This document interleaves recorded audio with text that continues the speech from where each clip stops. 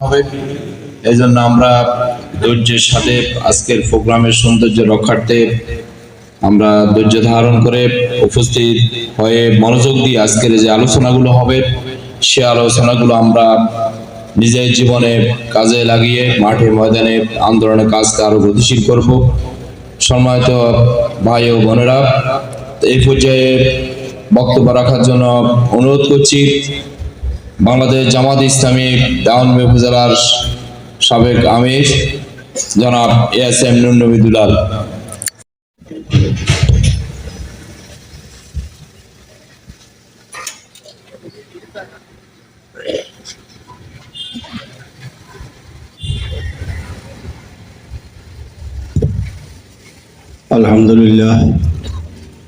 আলহামদুলিল্লাহ রাব্বিল আলামিন, আসসালাতু ওয়াসসালামু আলা সাইয়্যিদিল মুরসালিন ওয়া আলা আলিহি ওয়া সাহবিহি আজমাইন।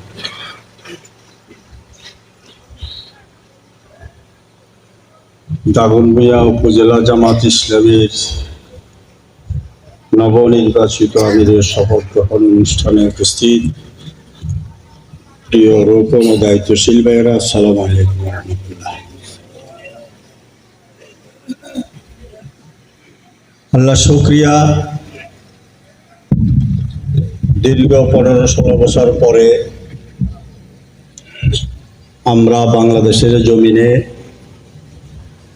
তারপরে ওই আব্দুল জাহের ভাই যে আপনি একদিকে একটু আসেন টাসেন না, আমরা জানি যে আমি যদি একদিকে সেদিকে যাই তাহলে এই ভাইয়েরা অসুবিধা পড়বে, মনে করবে কিছু না একটা হয়েছে, সেটা নিয়ে তাদেরকে নানাভাবে হয়রানি করতে পারে। এই জন্য দরবেশেরা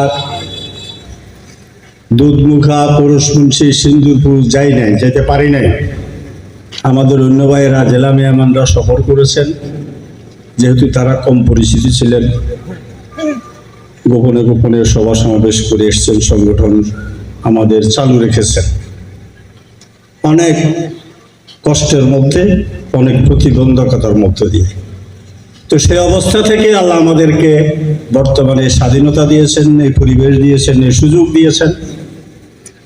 আল্লাহ তার বান্দাদেরকে পরীক্ষা করেন। আমরা এতদিন পরীক্ষায় ছিলাম, বোধহয় একটা